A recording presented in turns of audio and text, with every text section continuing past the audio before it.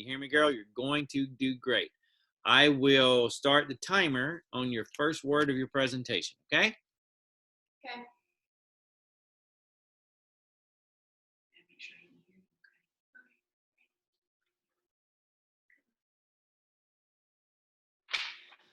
What I hold in my hands is a single sheet of notebook paper. Now, if I crumble this sheet of notebook paper and I were to toss it around and then proceed to unravel it,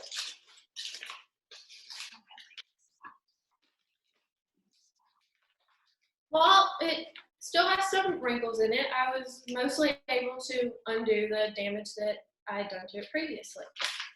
However, if I were to place it in this tray and set it on fire,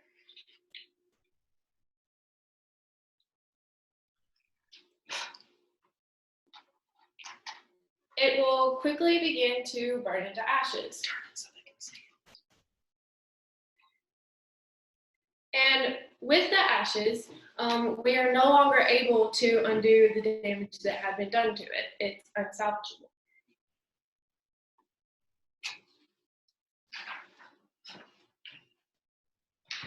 Hi, my name is AICE Global, and today I'm going to be discussing how the same situation that just occurred with our piece of notebook paper is happening to our atmosphere here on Earth. According to dictionary.com, air pollution is defined as contamination of air by smoke and harmful gases, mainly oxides of carbon, sulfur, and nitrogen. One of the main ways humans are polluting the air is by these emissions released from our energy sources. Human energy sources range from cars to power plants and to everyday household appliances. These emissions are harmful to our environment because carbon dioxide is the most common form of greenhouse gases. Greenhouse gases, which trap heat in the atmosphere and contribute to climate change, are known to be both good and bad for our environment. This is because at very high levels, they pose threatening danger to our nation's atmosphere. According to National Geographic, humans have pumped enough carbon dioxide into the atmosphere over the past 150 years to raise greenhouse gas levels higher than they have been for hundreds of thousands of years. So this begs the question of, how can we reduce greenhouse gases? While one solution would be to just cut out the emissions by eliminating the energy sources completely, this solution is not feasible. This is because America needs its energy. Therefore, we just need to use cleaner energy sources. What is clean energy?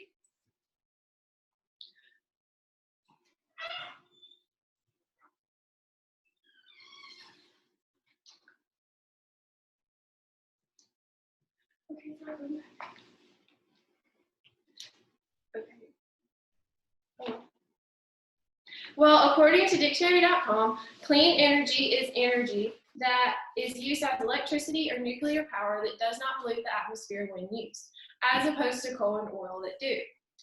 Clean energy is more commonly known as renewable resources. Some examples of clean energy are solar panels, wind turbines, and hydroelectricity. Increasing the supply of renewable energy would allow us to replace carbon-intensive energy resources and significantly reduce U.S. global warming emissions. This can be achieved in a number of ways. The first being houses making the switch to using solar panel energy. In doing this, residents would not only be helping the environment, but themselves as well. Benefits of switching to residential solar panel energy are the ability to reduce or eliminate energy bills, gain the ability to earn tax credits, start saving money on energy bills from the first day of the switch, and most importantly, help not only the environment, but the human race as well. Another being automobiles switching to using biofuel energy. With a working interest in approximately 1/5 of the world's total carbon capture capacity, ExxonMobil is the leader in one of the most important next generation low greenhouse gas emissions technologies. In 2016, ExxonMobil announced a partnership with Fuel Cell Energy Incorporated to advance a new technology that may substantially improve the efficiency, effectiveness, and affordability of carbon capture. This novel technology uses carbon fuel cells to concentrate carbon dioxide from large-scale industrial and power plants. Benefits of this switch are the reduction of carbon emissions in the Earth's atmosphere, automobile fuel becoming a more renewable resource, and less demand for oil on oil plants.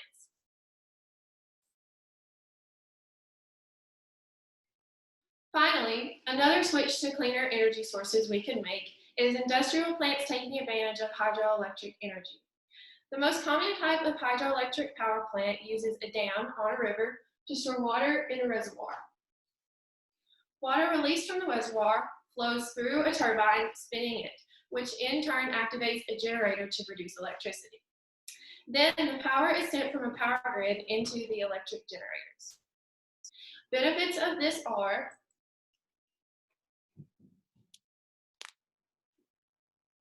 hydroelectric energy is a renewable resource, so the industrial plant won't run out of power. And it's eco-friendly, as generating electricity with hydro energy is not polluting in itself. It is a very reliable energy, as there are little fluctuations in terms of the electric power that is being used by the plants, unless a different output is desired. It is a flexible resource, and compared to, among others, fossil fuels and nuclear energy, hydroelectricity is much safer for the environment and the health of the industrial workers.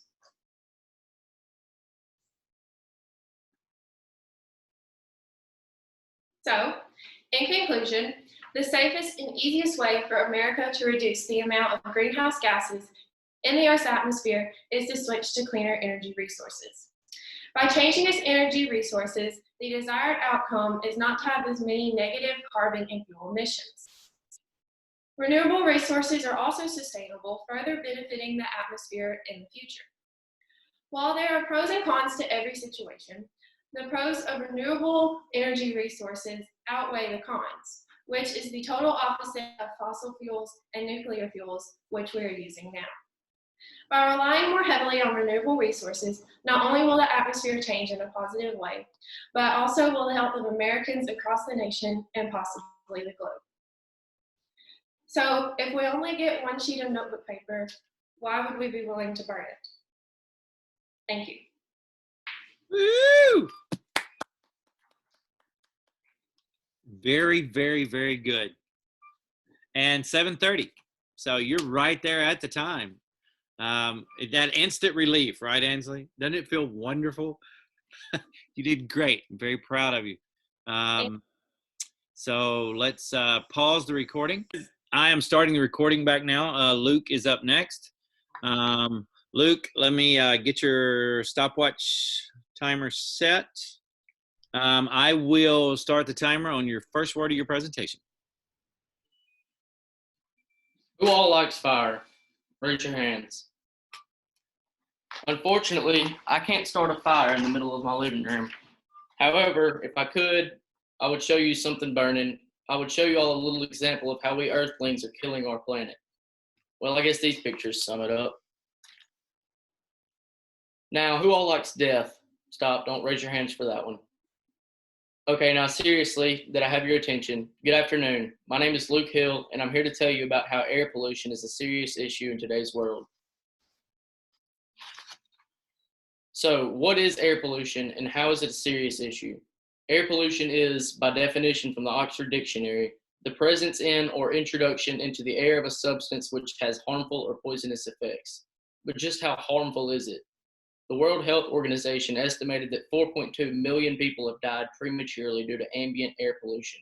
Ambient meaning outdoor pollution.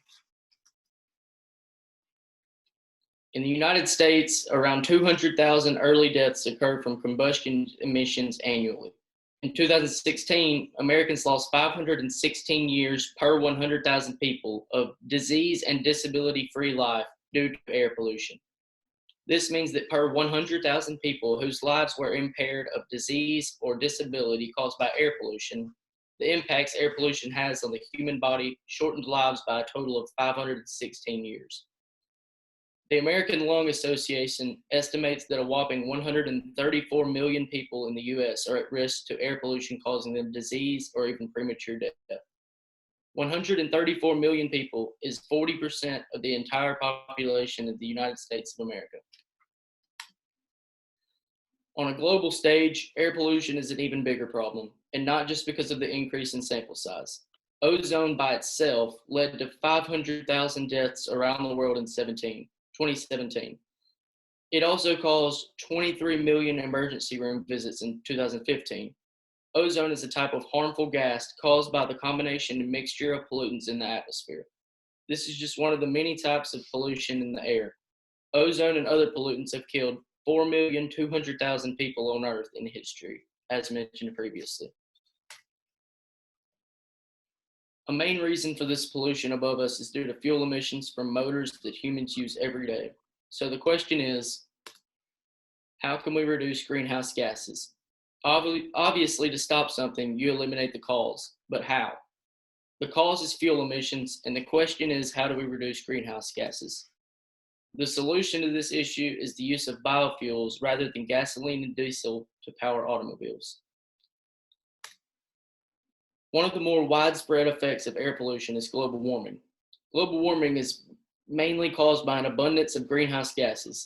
The principal greenhouse gas in the atmosphere is carbon dioxide, a gas that is produced rapidly by automobiles and similar motors. In contrast, biofuels are made from plants. Plants, as we all know, use up carbon dioxide during photosynthesis. In addition to using up carbon dioxide, biofuels and biodiesels emit significantly less carbon dioxide when burned. Biodiesel emits 2,661 grams of carbon dioxide per gallon burned, while petroleum diesel emits 12,360 grams of the greenhouse gas per gallon. These totals lead me to the conclusion that biodiesel emits 78% less carbon dioxide than petroleum diesel.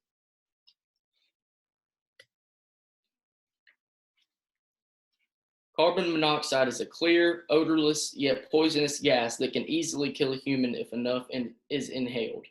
Unfortunately, there is a bit of carbon monoxide in the air we breathe, as cars and trucks emit carbon monoxide every second their engines run. Fortunately, however, biofuels do not emit near as much carbon monoxide as gasoline. In fact, biofuels emit 48% less carbon monoxide than current fuels being used. Cutting the amount of carbon monoxide being released into the air in half can prevent people dying from carbon monoxide poisoning.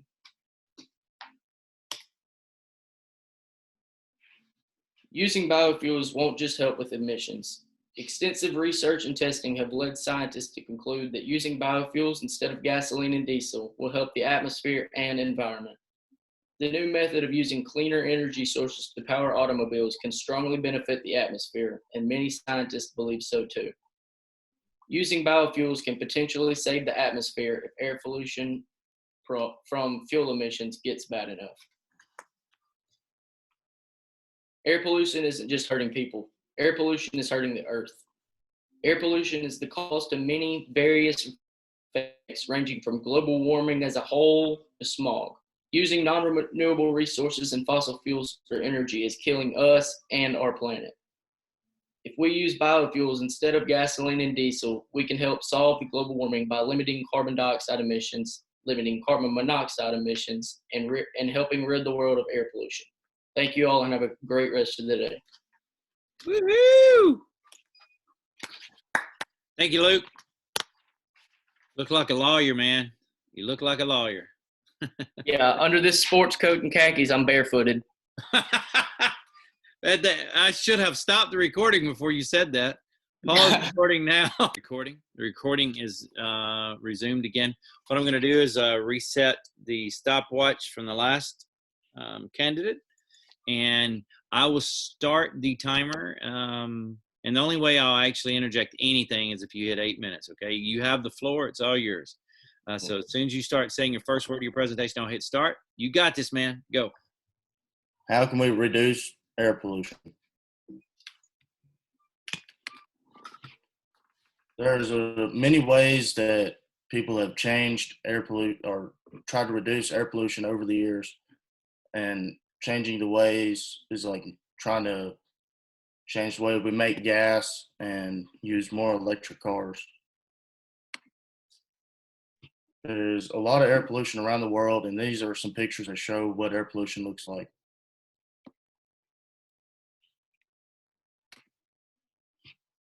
There are many areas greatly affected by air pollution, like places in China, America, and France. China and America are one of the main leading places that have a lot of air pollution.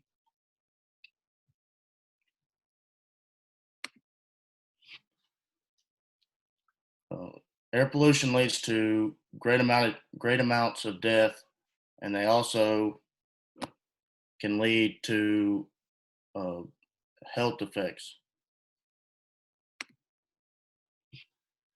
Main causes of air pollution. Burning of fossil fuels is a major cause of air pollution. This is why many companies are trying to find alternatives to fossil fuels, because fossil fuels are being burned are a main cause of the air pollution. Ways to slow down air pollution. First way to reduce air pollution is to decrease the amount of fossil fuels burned around the world. Second, decrease the amount of cars on the road. Walk to work, use public transportation, or switch to electric cars.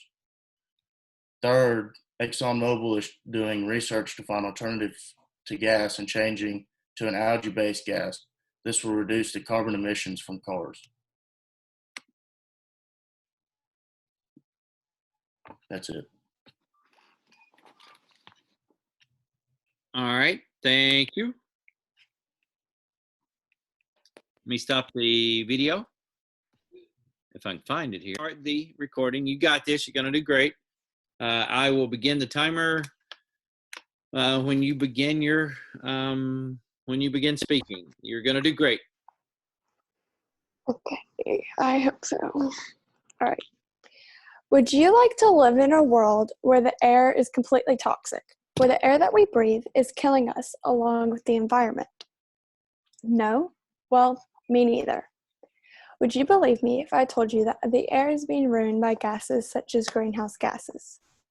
Well, I hate to break it to you, but surprise, it is. Hi, my name is Mary Grace Porter, and I am here to inform you about an ethical solution to how we can reduce greenhouse gases. Greenhouse gases are gaseous compounds in the atmosphere that are capable of absorbing infrared radiation, thereby trapping and holding heat in the atmosphere. There are many ways that greenhouse gases are released into the atmosphere. First of all, there are four main greenhouse gases emitted into the air we breathe every day, them being carbon dioxide, methane, nitrous oxide, and fluorinated gases. These four greenhouse gases are the most popular in our atmosphere. Many of them are produced by industrial processes, burning of fossil fuels, and use of oil or gas. With the emission of these harmful elements into our environment, our atmosphere is being ruined, not to mention the release of carbon dioxide speeds up and contributes to global warming.